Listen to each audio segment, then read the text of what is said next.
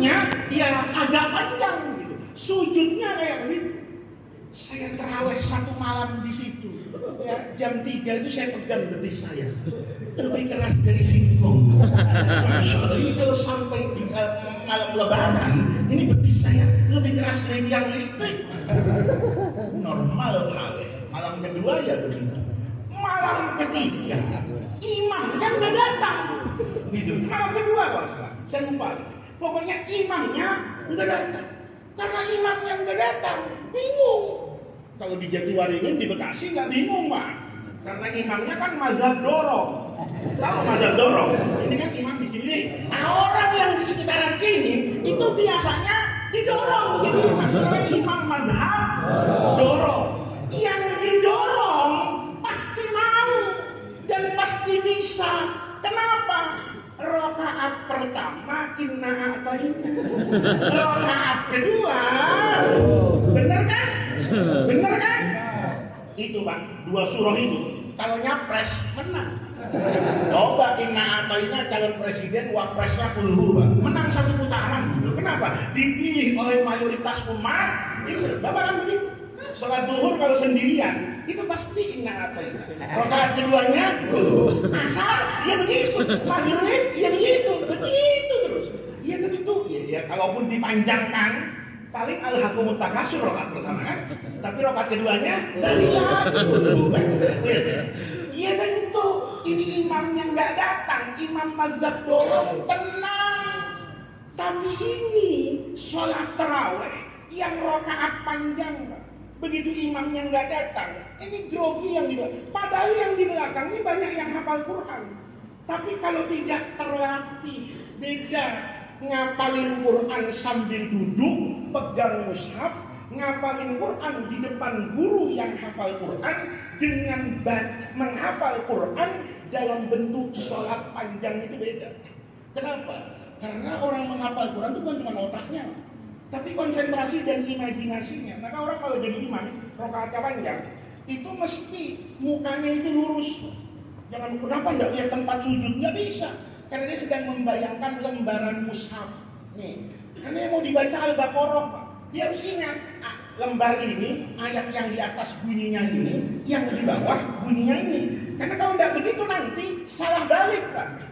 Kalau salah balik, kelongkap, kata orang Betawi, itu bisa hilang 10, bisa hilang 20 ayat. Maka konsentrasinya dia kayak buka-buka gini. Dan itu kalau di Indonesia sulit terwujud. Kenapa? Karena banyak tukang sate nggak ada akhlaknya di Indonesia. Saya pernah ngimami sholat itu lupa, Pak. Kenapa? Bismillahirrahmanirrahim. Tukang sate, ngipas-ngipas sate di depan masjid. Udah gitu mihrabnya bolong lagi. Ya, maka begitu saya Bismillahirrahmanirrahim, asap tak ke hidung saya. Saya langsung mikir, sate ayam apa sate kambing? Ini bakar Madura apa Betawi gitu ya. Ya kalau begitu pasti berantakan sholatnya. Tukang sate selesai, rakaat kedua ting ting ting ting ting. Ingat saya, ini sekuteng apa bakso ya. Itu membutuhkan konsentrasi yang luar biasa. Maka yang di belakang ini gak ada yang berani, karena imamnya sakit, ya kan?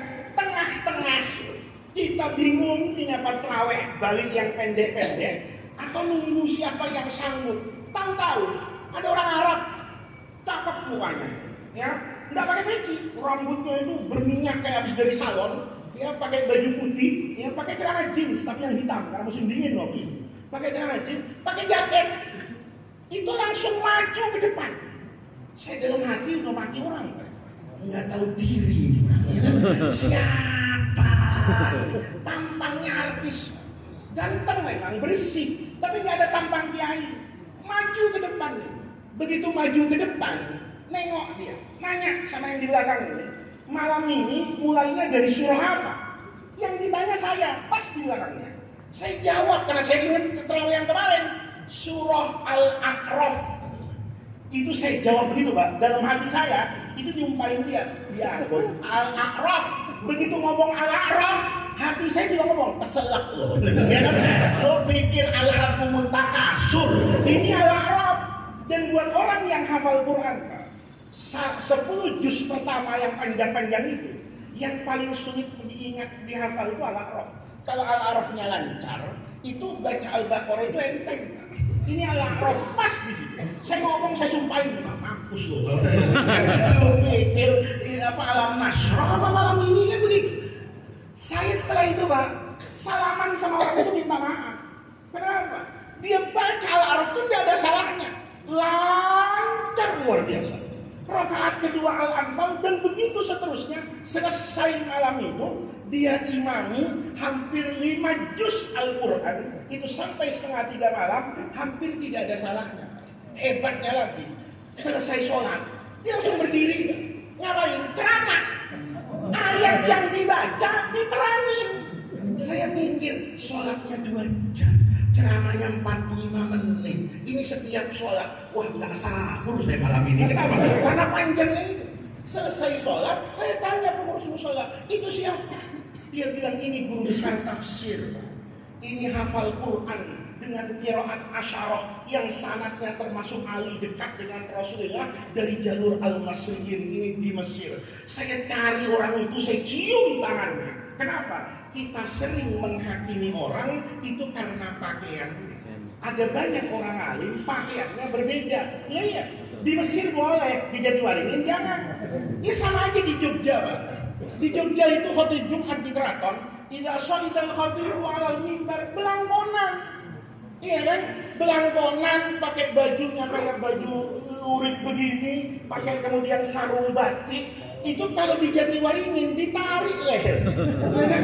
Mas, ini khutbah bukan wayang, kan begitu. Tapi di Jogja benar, karena khudu zinatakum inda kulli masjidin. Pakaian kebesaran, tidak mungkin Sultan Jogja memimpin acara agung kecuali dia pakai apa itu? Baju seperti itu. Sebagaimana orang di Inggris itu nanti khutbah Jumatnya mungkin pakai jas dan pakai dasi. Lihat Pak, ini namanya as-sawabit wal mutaghayir. Yang tidak boleh berubah itu sawabitnya. Sawabitnya apa? Pakai pakaian yang menutup aurat itu syariat. Pakai pakaian yang bagus ke masjid itu anjuran Nabi. Bentuk bagus atau tidak bagus itu bukan agama, tapi yang menentukan itu adalah budaya. Budaya itu dibangun dari peradaban, peradaban itu dibangun menggunakan akal. Maka ini namanya Islam itu kan menghidupkan akal. Sehingga begitu ayat ini turun, umat Islam berkreasi. Makanya bikin di Indonesia itu baju koko. Ya, tahu baju koko Pak? Yang lehernya kayak bapak nih, yang nggak ada ininya. Ini begini nih. Ini dibilang baju koko. Lama-lama bergeser baju takwa. Gitu. Saya ke penjahit Pak, ke penjahit. Kebetulan penjahitnya ini mungkin nggak ngerti. Ya, saya bilang saya bikinkan baju ya, baju koko. Yang baju yang pakai gimana? Nih yang lehernya begini. Ngomongnya Pak, oh leher Shanghai.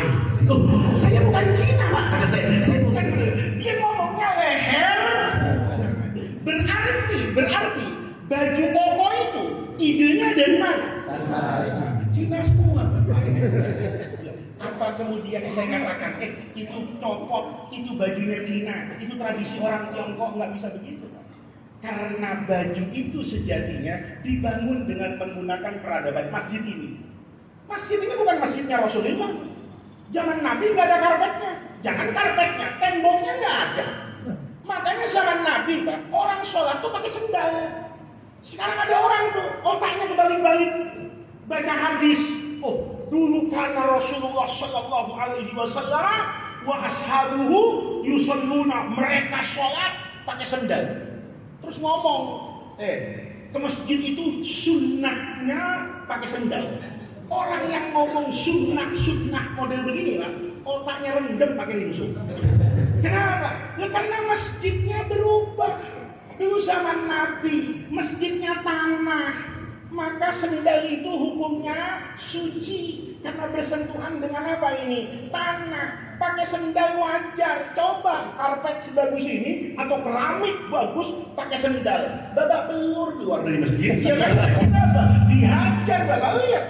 Ada orang sekarang masjidnya itu aneh juga kadang-kadang. Ada nisan-nisan dari kayu. Ini orang kalau sholat itu depannya dikasih apa itu? Kayak nisan sutro. Saya tanya untuk apa itu? Sunnah Nabi Pak. Nah, ini nggak ada. Sunnah Nabi itu pakai sutro itu betul. Kenapa? Karena masjid Nabi itu nggak ada temboknya, depannya nggak ada. Di situ unta lewat, ya, binatang lewat, orang lewat. Karena ya seluas-luasnya. Maka untuk menjaga kehormatan orang sholat dikasih yang namanya apa ini? Sutro. Sekarang sutrohnya diwakili oleh garis karpet ini Bapak. Ya, jadi kalau Bapak sholat ini begini nih, ini masjid harus ada kesepakatan nih. Kaki di mana? Nah, kalau kaki di sini, maka di depan itu sebelum ini adalah batasannya. Kalau ada orang lewat di depannya, itu sudah di luar sutroh. Kenapa? Sutroh itu cuma mutaghayyirun. Sawabitnya, prinsipnya hormati tempat sujudnya orang. Jangan melewat di depannya, jangan kau injek itu tempat sujud. Dulu bentuknya sutro, sekarang mihrabnya sudah diapakan nih di tembok. Itu namanya as-sawabit wal mutaghayyir. Sementara di puasa itu sunnahnya kata Rasulullah, asal dengar adzan cepat batalin. Nabi dulu batalinnya itu pakai kurma. Bapak pakai apa? Bapak pakai apa? Pakai lontong. Pakai apa? Pakai kolak. Ya kan? Mungkin pakai durian montong. Ya, diincar dari pagi ini durian. Begitu maghrib diambil satu. Ya, soal perutnya sakit itu urusan masing-masing kan begitu. Terus saya tanya, apa orang yang membatalkan puasa tidak pakai kurma itu berarti tidak ikut Rasulullah? Enggak. Karena kenapa Nabi pakai kurma? Ya karena Nabi di Madinah. Coba Nabi di sini. Terus Nabi ngabuburit sama Sayyidina Abu Bakar. Kata Abu Bakar, Rasul banyak banget ini. Coba ambil kolaknya, kata Nabi. Ambil biji salaknya. Itu makanan. Itu mutaghayyir. Kita lihat. Kalau Bapak berbukanya pakai kurma karena cinta sama Nabi dapat pahala. Gitu. Ini Nabi makanannya kurma, saya ngefans. Kan fans begitu kan? Apa yang dikerjakan idolanya dikerjakan. Itu dapat pahala plus. Tapi tidak berarti orang yang tidak makan kurma itu tidak ikut Nabi. Kenapa? Kurma ini mutaghayyirun.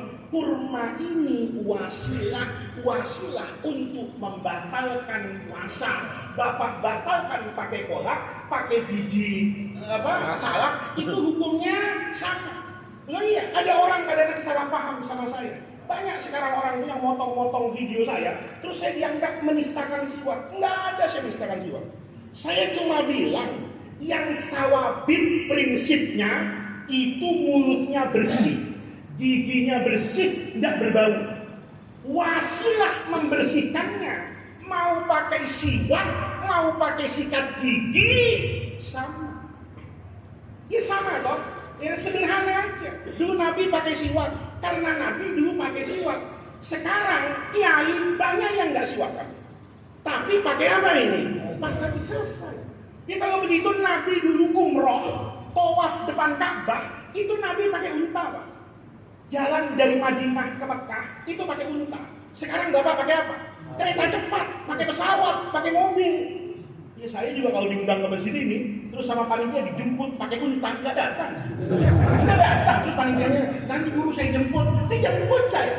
Begitu, mana mobilnya? Oh ya, kita ikut Nabi lah. Terus Nabi kemana-mana naik unta guru. Oh nggak datang, saya kan, cari penceramah lain. Iya kan, sederhana kan. Itu namanya as-sawabit wal mutaghayyir. Maka haul, supaya Bapak tenang, memperingati haul. Ya, maulid, haul, bentuk yang hari ini itu sebenarnya aslinya bukan agama. Yang agama itu doa kepada yang meninggal. Yang agama itu yang kirim pahala. Ya, yang agama sedekah pisang, Pak. Tapi dulu zaman Nabi ini berdiri sendiri-sendiri. Pernah ada haul Sayyidina Abu Bakar di Madinah. Terus orang dikumpulin semua. Ada pisang rajanya, ada cap kaki tiganya, ada air mineralnya, ada lontongnya, ya kan? Habis ini ada makannya saya. Bapak nggak tahu, ya kan? Ya, saya dipesanin tadi nanti habis ceramah makan ya. Oh iya. Ya. Kalau Bapak itu bukan urusan saya, urusan panitia. Kalau saya sampai disuruh mikirin Bapak, ya jadi panitia aja saya kan begitu. Nih, nah, ya dalam bentuk kayak gini. Nih. Tapi jangan salah, ini pada aslinya bukan ibadah. Karena nggak ada ibadah kayak begini.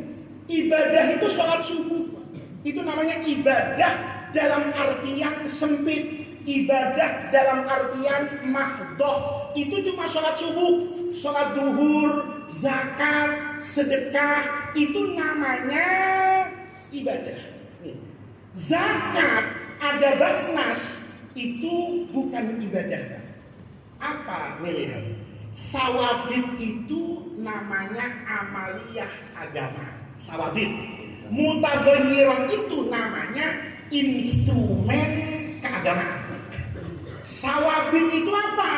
Sawabit itu kalau ke masjid pakai baju yang pantas, baju koko, sorbangan, jubah, itu namanya instrumen hudu zinatakum. Itu namanya alat untuk menjelaskan hudu zinatakum inda kulli masjidin. Yang penting kata Nabi, mulutmu jangan bau. Karena kalau mulutnya bau, itu nyakitin orang di sebelahnya. Bapak bisa bayangin nih. Kalau imam masjid ini semalam makan jengkol sama pete, Pak, ya kan? Habis itu sholat subuh nih, ya. Habis sholat subuh zikir kencang-kencang. Habis itu saya ceramah, megang mic-nya takut. Kenapa? Basah nih muncrat tadi, ya. Begitu saja, ini mic aneh, baunya kok bau apa ini? Pete. Supaya tidak terjadi ini, imam subuh tadi ambil sikat gigi, kasih sensodin. Habis itu kumur-kumur pakai lasrin, wangi. Maka ini namanya sawabit wal mutaghayyir. Maka kalau ada orang bilang maulid Nabi itu bid'ah, hawil itu bid'ah, itu tandanya orang tadi kurang ngaji. Orang tadi tidak paham Islam dengan teori usul fikih. Kalau orang paham, dulu Sayyid Muhammad bin Alawi Al-Maliki di Makkah, itu dulu pertama kali ngomong, muridnya banyak kaget. Kata beliau, maulid ini pada aslinya, peringatan maulid itu pekerjaan biasa, bukan bagian dari agama. Jadi pekerjaan biasa. Tapi karena isinya di dalam mahabbah kepada Rasulullah, maka maulid tadi menjadi instrumen keagamaan yang kemudian diberi pahala oleh Allah bukan karena namanya, karena isinya. Bapak bikin maulid misalnya nyakitin orang. Nih, hati-hati, saya mau disenangi mau enggak bodo amat, ya. Di kampung misalnya di sini nih, ada orang baru lahiran kompak, 100 ibu-ibu hamil bareng lahiran bareng. Rumahnya di sekitaran masjid nih. Bayinya masih umur 2 bulanan. Bapak bikin maulid pakai sound horeg. Ya, soundnya kenceng banget, acaranya dari asar sampai jam 3 malam. Saya yakin kalau ibu-ibu itu nuntut di hadapan Allah pada hari kiamat, yakin panitianya sulit masuk surga. Iya. Iya, maulid dari maghrib sampai jam 3 malam dapat apa? Kalau bukan cuma karena ingin bangga besar-besaran. Substansinya bukan itu.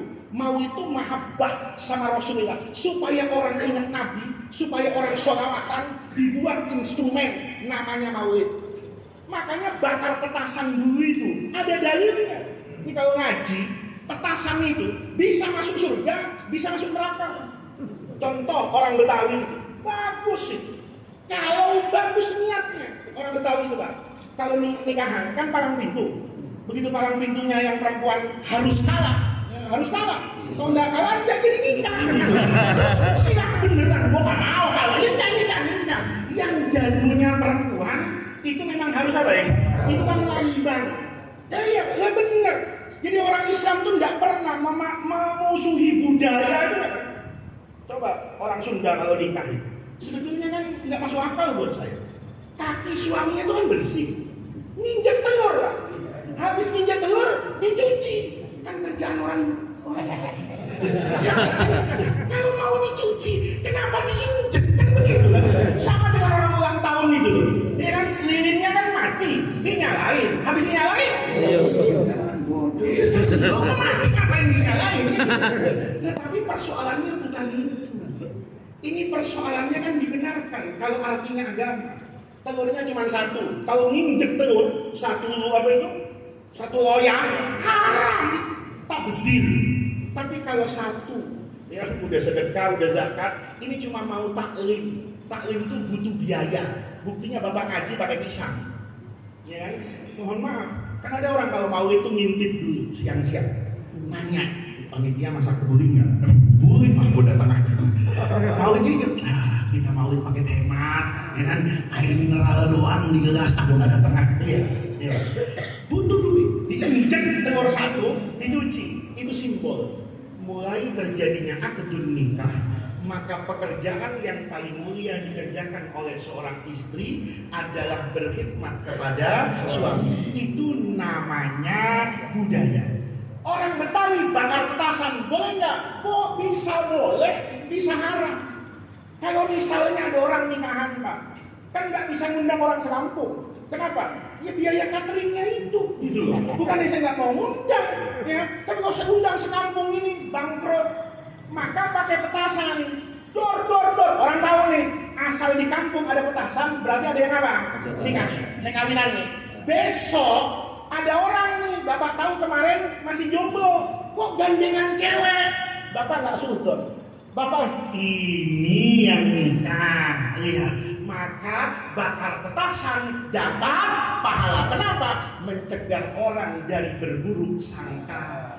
Tapi kalau petasannya dibakar depan kamar kakeknya, yang napasnya udah Senin Kemis, pernah serangan jantung stroke 3 kali, dor. Pengantin laki masuk ke rumah pengantin perempuan, kakek masuk liang kubur. Hukumnya apa? Haram. Sederhana agama ini. Kenapa orang di Jakarta itu kalau maulid pakai petasan? Ini ngaji. Kenapa maulid di Jakarta itu gede-gede? Karena dulu pengajian gede. Nih, saya ngomong pahit, diundang lagi iya, nggak diundang lagi juga nggak apa-apa, nggak ada urusan. Maulid Pak di Jakarta, dulu Semarang kan Pak? Ya, yang ceramah di Arak. Ya, walaupun saya di Arak itu saya itu nggak terima Pak. Apalagi dinyanyiin Toha Al-Badru, saya istighfar Pak. Karena Toha Al-Badru itu untuk Rasulullah. Al-Badru itu saya ngajinya itu lil ahli. Tola Al-Badru. Akan Tola itu Al-Badru itu Nabi. Masa Al-Badru itu Faiz? Gitu. Wong saya ngaji di sini kepikiran amplop, kan gitu. Masa yang kepikiran amplop itu Al-Badru? Enggak lah. Ya, iya. Tapi dulu, kenapa perlu diarah? Kenapa perlu pakai petasan? Karena ngajinya rame. Kalau maulid nggak pakai petasan, maka orang anggap pengajian. Masa pengajian dengan maulid sama? Di mana formatnya sama Rasulullah? Maka maulid dibesarkan. Sekarang orang ngajinya separuh pintar, separuh goblok. Di mana? Maulidnya gede.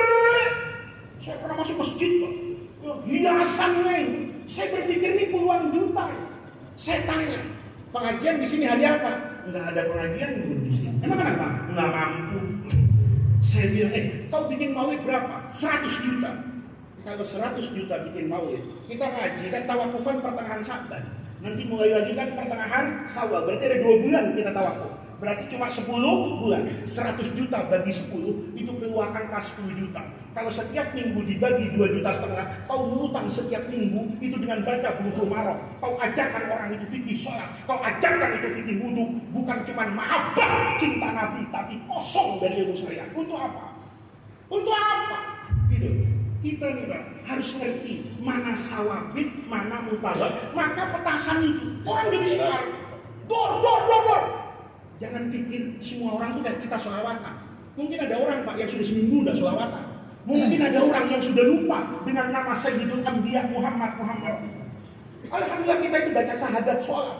Tapi orang lain kan tidak begitu. Maka kata guru-guru kita dulu, bakal kasar. Pakai dia. Ada apaan nih? Maulid apaan sih? Memperingati hari lahirnya Nabi Muhammad. Akhirnya, oh iya ya, Nabi Muhammad Sallallahu Alaihi Wasallam. Gara-gara ada petasan, orang baca. Tapi jangan sampai ada petasan terus masjidnya bangkrut. Gitu. Kenapa nggak pengajian? Habis guru uang tas. Kenapa? Kemarin kita beli petasan 4 juta. Terus dekorasi panggungnya 50 juta. Itu orang Pak, ada pinternya tapi banyak gobloknya. Terus orang mau suka atau enggak itu yang saya pelajari dari guru-guru saya. Maka maulid itu mutaghayyirun. Sawabitnya itu cinta Nabi.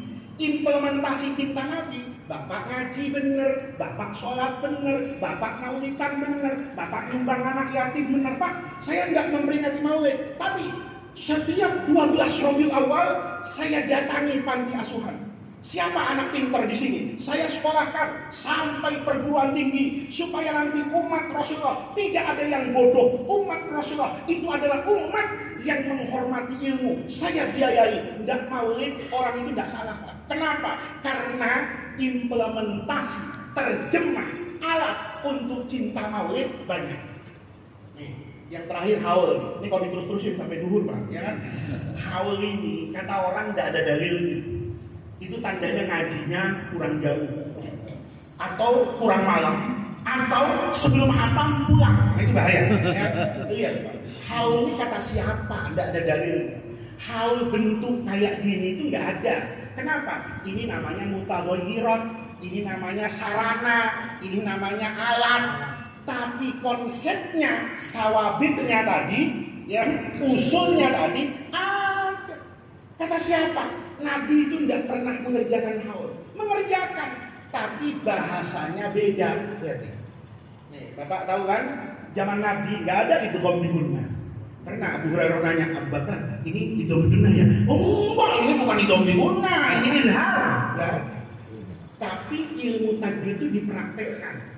Nanti orang-orang setelah sahabat kok nun mati ketemu ini begini ya, dibuat teori namanya ini. Usul fikih itu nggak ada, kias itu nggak ada zaman Nabi. Al-qiyasu watan al-bil haqq wa taswiyah, wastilahan nggak ada. Tapi kias sebagai ilmu dipraktekkan oleh Rasulullah. Jadi hal ini sederhana. Dulu waktu saya ngaji Sahih Muslim sama guru, Sunan At-Tirmidzi sama guru saya, itu guru saya ngasih hadis Pak.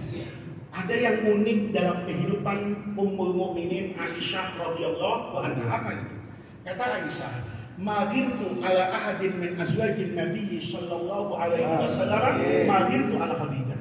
Saya ini enggak pernah cemburu kepada madu-madu saya, istri-istri Nabi. Ini hadis cuma bisa kita ajarin Pak, tidak bisa kita rasakan. Ya, karena istri kita satu semua kan gitu kan.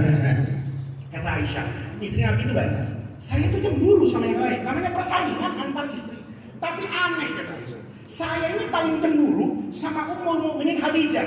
Wa ma ra'aituha, padahal saya nggak pernah ketemu.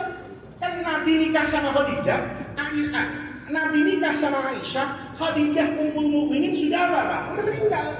Jadi nggak pernah ketemu, nggak pernah bersentuhan, nggak pernah berinteraksi. Tapi saya paling cemburu sama Khadijah. Ditanya, kok bisa begitu? Nggak ketemu tapi cemburu. Li'anna Nabi sallallahu alaihi wasallam, karena Rasulullah itu dalam hidupnya yukthiru min dzikriha, sering banget nyebut manaqibnya Khadijah. Khadijah itu baiknya disebut sama Nabi. Warubbama, bahkan tidak jarang zabah syata. Nabi itu motong kambing. Diapain?